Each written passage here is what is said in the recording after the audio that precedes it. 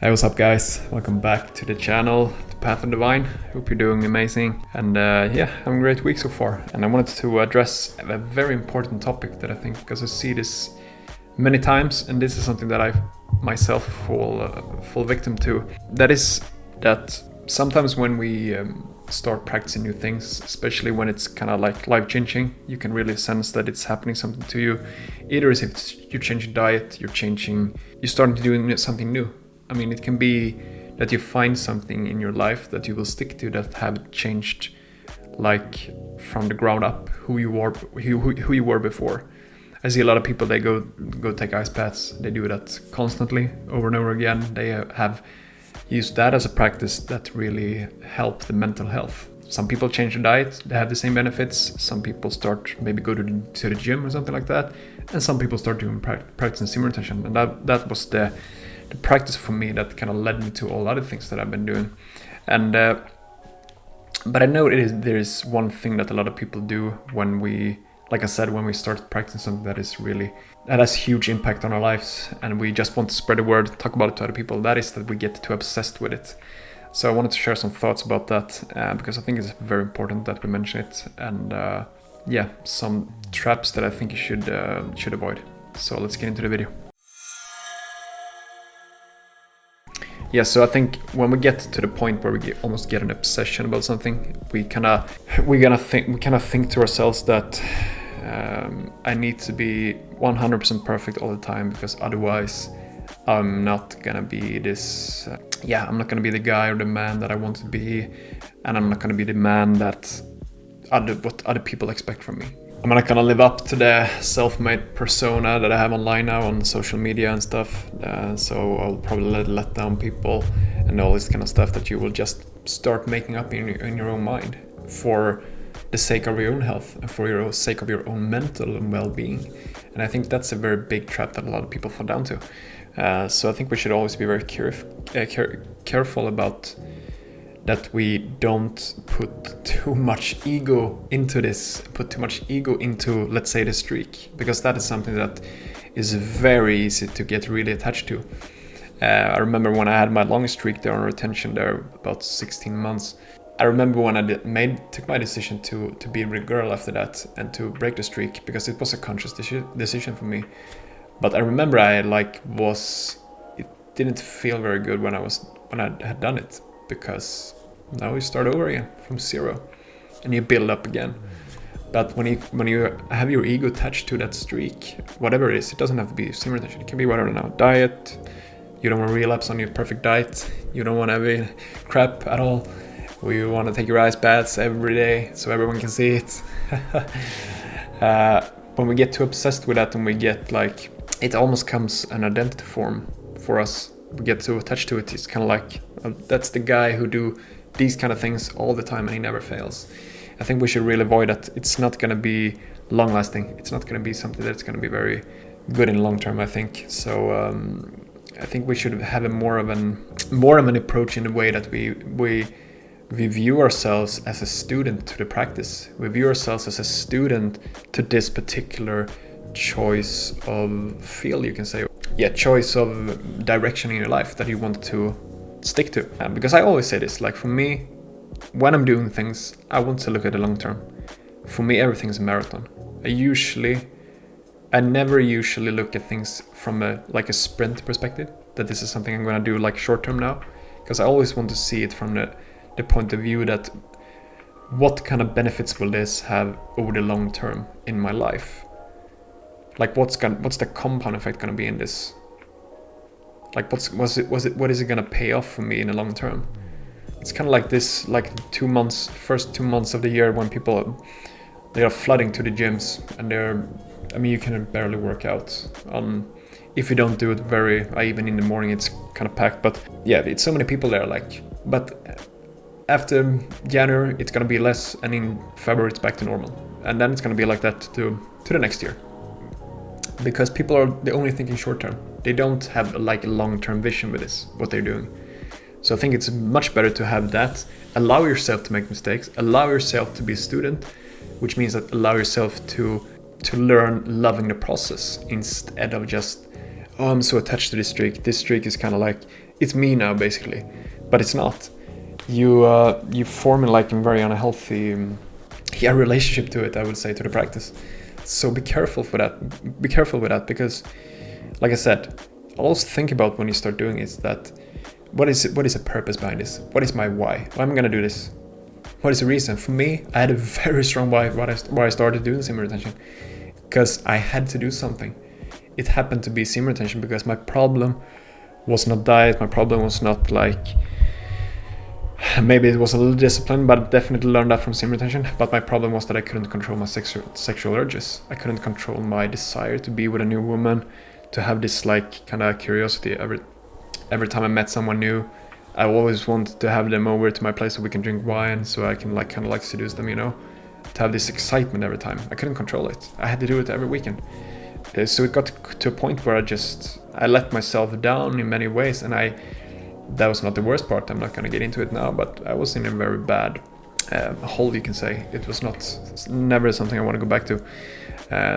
So I've done some few things that I'm not very proud of, but it's what it is. It's part of the journey, it's part of the process in life, I guess, because it led me to this. And now I know I will never go back, because the well-being I've experienced after practicing this now for soon 3 years is, I've been on top of the world for so many times now, and I will never go back to the person I was. That guy is dead. He doesn't live anymore. So I killed my old person. I killed the old version of me. So for me, I had a very strong reason to start doing this, and I had a very reason to have a long period without meeting anyone, and I didn't think I was gonna be able to do it, because I've been practicing NoFap for many years before. I failed all the time. I could never seem to get in a good and long streak. I couldn't do it.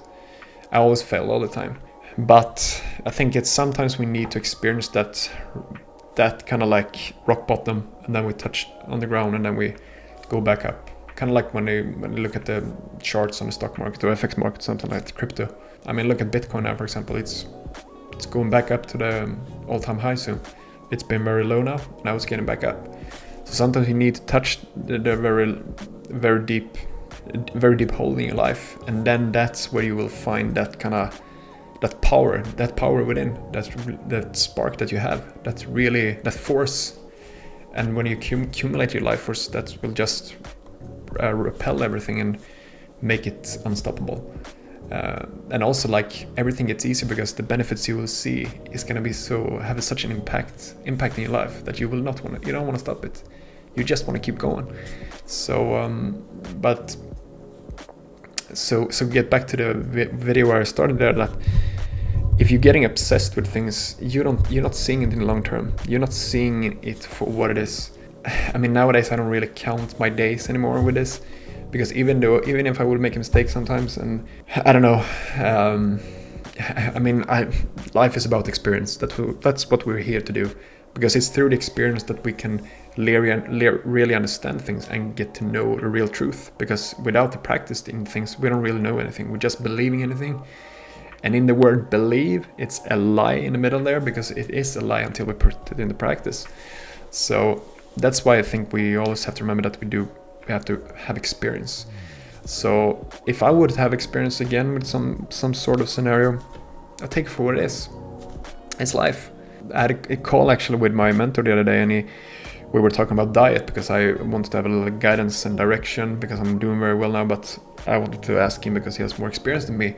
So I said to him, like, how do you think I said how I was going now, and he said that, I think you're doing, it looks very good what you're doing now, so just keep going what you're doing, because in the long term you will have great results with this. But he also said that be very intentional of what you're doing, and be very aware of what kind of, how like you are behaving, how you're reacting towards mistakes. And like, let's say you allow yourself to have this certain meal that is maybe not part of that particular diet, view your reaction towards it, like how is your emotional reaction to that, maybe let's say the other day, and see how you, and take it for what it is. Like you said, that we're here to experience, and view it as an experience. Let's say you go out and have a pizza with your friends, view that as an experience you have in your life, and it's a part of that.